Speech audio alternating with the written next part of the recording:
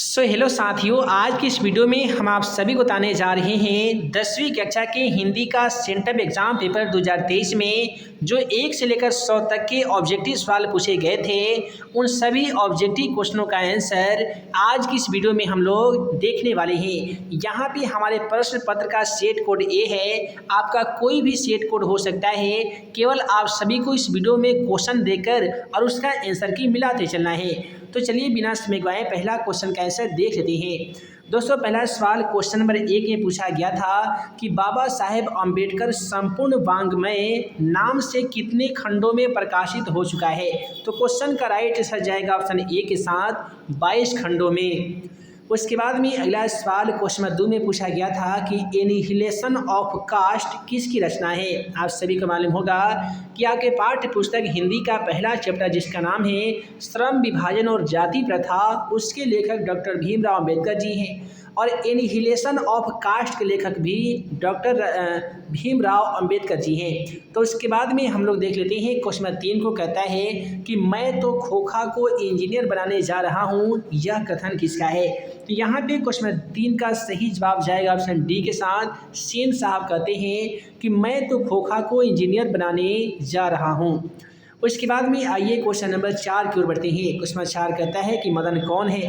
दोस्तों, मदन कौन है ये आपके पाठ्य पुस्तक में काफ़ी ही रोमांचक एक कहानी है और इस क्वेश्चन का राइट आंसर हो जाएगा ऑप्शन बी, ये गिरधर लाल का बेटा है मदन। उसके बाद में कहता है कि मदन ने कासू के कितने दांत तोड़ डाले थे। जैसा कि आपके पाठ्य पुस्तक में बताए गए हैं कि मदन ने कासू के कुल 2 दांत तोड़ डाले थे। तो राइट आंसर जाएगा ऑप्शन बी के साथ। उसके बाद में कहता है कि मैक्स मुलर के पिता का क्या नाम था। दोस्तों, यहाँ पे क्वेश्चन 6 का राइट आंसर जाएगा ऑप्शन सी के साथ, विल्हेम मुलर था। राइट आंसर ऑप्शन सी में दिया गया है। उसके बाद में कहता है कि शाहनामा का रचनाकार कौन थे। दोस्तों शाहनामा का रचना कब हुआ था। तो यहाँ पे क्वेश्चन नंबर 7 का राइट आंसर जाएगा ऑप्शन सी के साथ, 9वीं और 10वीं सदी में शाहनामा की रचना हुई थी।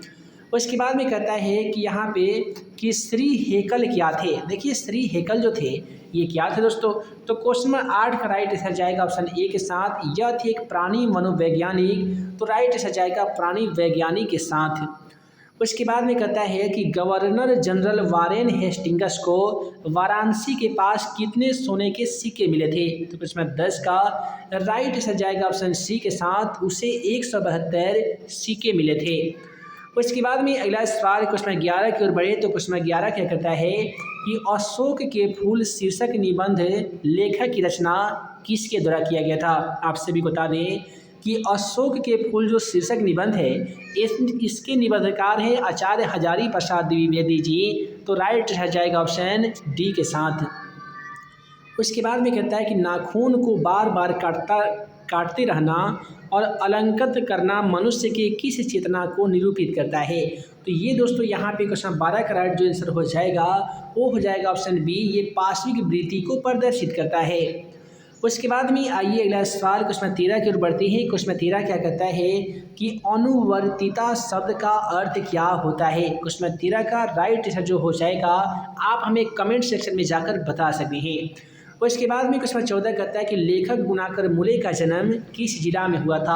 आप सभी को बता दें कि लेखक गुणाकर मुले का जो जन्म है ये अमरावती ज़िले में होता है और अमरावती ज़िला किस राज्य में पड़ता है आप हमें कमेंट सेक्शन में ज़रूर बताइएगा। उसके बाद में क्वेश्चन 15 कहता है कि बहादुर की उम्र क्या थी। आशा करते हैं इस चैप्टर में जितने भी क्वेश्चन हैं वो आप सभी को भली भांति याद होंगे। 11 की जो उम्र है वो बहादुर का जो उम्र है ये 13-14 वर्ष का है और इस पर 11 रुपये का चोरी का इल्ज़ाम लगता है और इसका जन्म नेपाल में होता है। उसके बाद में कहता है कि निम्नलिखित में से रामविलास शर्मा की रचना कौन सी है। क्वेश्चन 16 का राइट आंसर जाएगा ऑप्शन ए के साथ, भारत की भाषा समस्या, यह है रामविलास शर्मा की रचना। उसके बाद में कहता है कि 1997 में दयावती मोदी कवि शिखर सम्मान किसे प्राप्त हुआ था। तो क्वेश्चन 17 का राइट आंसर जाएगा ऑप्शन बी के साथ, विनोद कुमार शुक्ल को प्राप्त हुआ था। उसके बाद में कहता है कि मछली शीर्षक पाठ में संतु क्यों काँप रहा था। आप सभी को मालूम होगा कि संतु क्या करता है कि मछली को लेकर भागता है पालने के लिए। तो क्वेश्चन नंबर 18 का राइट आंसर जाएगा ऑप्शन ए के साथ, ये डर के मारे काँप रहा था। उसके बाद में क्वेश्चन 19 करता है कि अमीरुद्दीन का जन्म कहाँ हुआ था। दोस्तों अमीरुद्दीन का जो जन्म है, इसका जन्म होता है डुमरांव में, और डुमरांव एक बिहार का सुप्रसिद्ध जगह है। तो राइट आंसर जाएगा ऑप्शन डी के साथ। उसके बाद में कहता है कि बिस्मिल्लाह खां जिसका उपनाम है अमीरुद्दीन को रियाज करने के लिए कहाँ जाना पड़ता था। तो क्वेश्चन नंबर 20 का राइट आंसर जाएगा ऑप्शन ए के साथ, पुराना बालाजी का मंदिर में जाना पड़ता था। उसके बाद में कहता है कि महात्मा गांधी का शादी किस वर्ष हो गया था। तो आप सभी बता दें कि क्वेश्चन नंबर 21 का जो राइट आंसर हो जाएगा, इनका हालांकि जो जन्म हुआ था वो सन 1869 ईस्वी में हुआ था, और इनका जो शादी है ना दोस्तों, ये आपको 1883 ईस्वी में हो गया था। उसके बाद में कहता है आध्यात्मिक शिक्षा से मेरा मतलब हृदय की शिक्षा से है, यह कथन किसका है। तो क्वेश्चन नंबर 22 का राइट आंसर जाएगा महात्मा गांधी के साथ, यानी इस क्वेश्चन का सही जवाब होगा महात्मा गांधी। उसके बाद में कहता है कि महात्मा गांधी ने अंग्रेजों के विरुद्ध अहिंसा का प्रथम प्रयोग कहाँ पे किया था। तो अहिंसा का प्रथम जो प्रयोग है महात्मा गांधी, ये कहाँ पे किए थे दोस्तों, तो ये किए थे आपका दक्षिण अफ्रीका में। तो राइट आंसर जाएगा ऑप्शन 23 का डी के साथ, दक्षिण अफ्रीका। उसके बाद में कहता है कि सबसे उदात्त और बढ़िया शिक्षा क्या है। तो अहिंसक प्रतिरोध है ना जी। अहिंसक प्रतिरोध जो है ये महात्मा गांधी शिक्षा संस्कृति में मानते हैं कि ये सबसे उत्तम शिक्षा है। उसके बाद में कहता है कि नायाब शब्द का अर्थ क्या होता है। नायाब का मतलब होता है नमूना, यानी अद्भुत होता है। उसके बाद में है कि ड ढ व्यंजन है। तो दोस्तों ड ढ जो व्यंजन है ये आपका द्विगुण व्यंजन है, कि एक ड के नीचे ही बिंदु है तो ये आपका एक गुण, दूसरा एक गुण, तो ये द्विगुण व्यंजन हो गया। उसके बाद में कहता है कि वे स्वर जिसकी उत्पत्ति दूसरे स्वरों से नहीं होती है उनको क्या कहते हैं। तो क्वेश्चन नंबर 27 का राइट आंसर जाएगा दोस्तों ऑप्शन बी के साथ, उसे हम लोग ह्रस्व स्वर कहते हैं।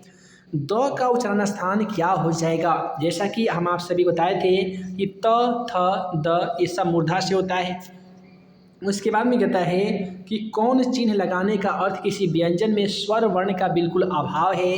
तो क्वेश्चन नंबर 29 का राइट आंसर जाएगा ऑप्शन डी के साथ, हलंत का ये वाला।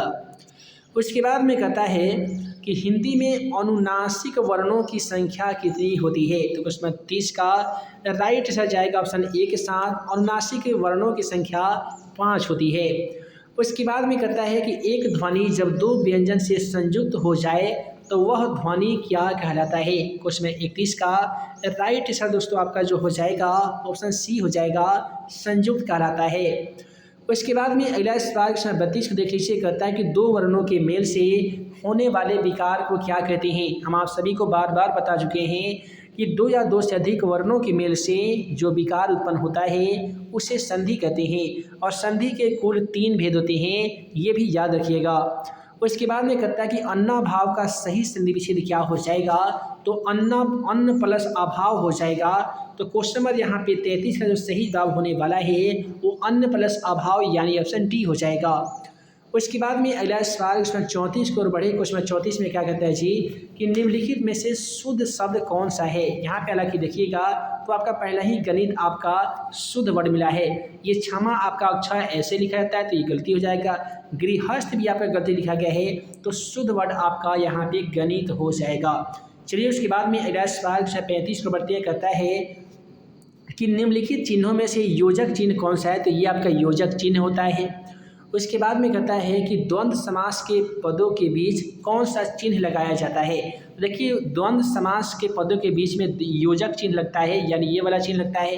तो क्वेश्चन 36 का जो राइट आंसर हो जाएगा जी ऑप्शन बी के साथ चला जाएगा, योजक चिन्ह। उसके बाद में कहता है कि अक्टूबर शब्द कौन सी संज्ञा है। जैसा कि आप सभी को बताया गया है कि जिस संज्ञा से किसी व्यक्ति, वस्तु, स्थान या महीना या दिन का नामों का बोध हो उसे हम लोग कहते हैं व्यक्तिवाचक संज्ञा। उसके बाद में अगला सवाल करता है कि देश शब्द कौन सा लिंग है। देश शब्द में स्त्रीलिंग है, पुल्लिंग है या फिर उभयलिंग है। तो क्वेश्चन नंबर 38 का राइट आंसर जाएगा ऑप्शन बी के साथ, ये पुल्लिंग है। उसके बाद में कहता है कि ओठ शब्द क्या है। दोस्तों ओठ आप सभी को बताना होगा। तो क्वेश्चन 39 का राइट आंसर जाएगा तत्सम के साथ, ओठ आपका तत्सम शब्द होते हैं। उसके बाद में कहता है कि आयुष्मान शब्द का स्त्रीलिंग रूप क्या हो जाएगा। तो आयुष्मान का होता है आयुष्मती। तो क्वेश्चन 40 का राइट आंसर जाएगा आयुष्मती के साथ। उसके बाद में कहता है कि बात का बहुवचन क्या होता है। दोस्तों बात करना उसका बहुवचन हो जाएगा बातें। उसके बाद में अगला सवाल को देखिए, कहता है कि वाक्य में अलग रहने वाले शब्दों को क्या कहते हैं। तो यहाँ पे क्वेश्चन 42 का राइट आंसर जाएगा ऑप्शन ए के साथ, पद कहते हैं। उसके बाद में कहता है कि अरे श्याम उधर ना जाना, ये किस कारक का उदाहरण है। तो अरे श्याम, अरे लगा है ना जी, तो संबोधन में क्या होता है कि हे अजी अहो अरे होता है। तो क्वेश्चन 43 का राइट आंसर जाएगा संबोधन कारक के साथ। उसके बाद में कहता है कि यह शब्द जो संज्ञा के बदले में आता है उसे सर्वनाम कहते हैं, है ना जी। वह शब्द जो किसी संज्ञा के बदले में आता है उसे सर्वनाम कहते हैं। उसके बाद में कहता है कि आप भला तो जग भला, ये किस क्रिया का उदाहरण है। तो क्वेश्चन 45 का राइट आंसर जाएगा निजवाचक सर्वनाम के साथ। उसके बाद में है कि मैं घाड़ा भरता हूँ, ये किस क्रिया का उदाहरण है। क्वेश्चन 46 का राइट आंसर जाएगा सकर्मक के साथ। उसके बाद में कहता है कि वह गाता है, किस काल का उदाहरण है। गाता है आगे न जी, तो ये आपका प्रेजेंट टेंस यानी वर्तमान काल का वाक्य है। क्वेश्चन 47 का आंसर जाएगा ऑप्शन सी के साथ। उसके बाद में कहता है सामान्यतः शब्द में कितने प्रकार, सामान्यतः शब्द कितने प्रकार के होते हैं। कुल मिलाकर पूछा गया शब्द के कितने प्रकार होते हैं। तो 2 प्रकार के होते हैं, देशज विदेशज होते हैं। किसी भाषा के मूल शब्द को क्या कहते हैं दोस्तों। तो किसी भाषा के मूल शब्द को हम लोग तत्सम कहते हैं। तत्सम के बिगड़े हुए रूप को तद्भव कहते हैं। वह शब्दांश जो किसी शब्द के अंत में जोड़ा जाता है उसे हम लोग प्रत्यय कहते हैं। पहले जोड़ने की बात की जाती तो उपसर्ग कहते हैं। तो इस प्रकार से आज की इस वीडियो में हम लोगों ने देखा 10वीं कक्षा के हिंदी के सेंट्रल एग्जाम पेपर 2023 में पूछे जाने वाले तमाम हिंदी के ऑब्जेक्टिव क्वेश्चनों के आंसर की। आशा करते हैं कि इस वीडियो में आप सभी को जितने भी प्रश्न दिए गए थे वो सभी के सभी आप सही मार्क के आए होंगे। तो ऐसे ही यदि आप 10वीं कक्षा का इम्पोर्टेंट क्वेश्चन का वीडियो देखना चाहते हैं ना जी, तो हमारे इस YouTube channel math in magic tips को जरूर सब्सक्राइब कीजिए, ताकि ऐसे ही आने वाली हर 10वीं कक्षा का इम्पोर्टेंट क्वेश्चन का वीडियो आप सभी को देखने को मिल सके। तो मिलते हैं एक नए वीडियो में नए वीआई क्वेश्चन को लेकर। तब तक के लिए आप सभी को वीडियो देखने के लिए बहुत बहुत धन्यवाद।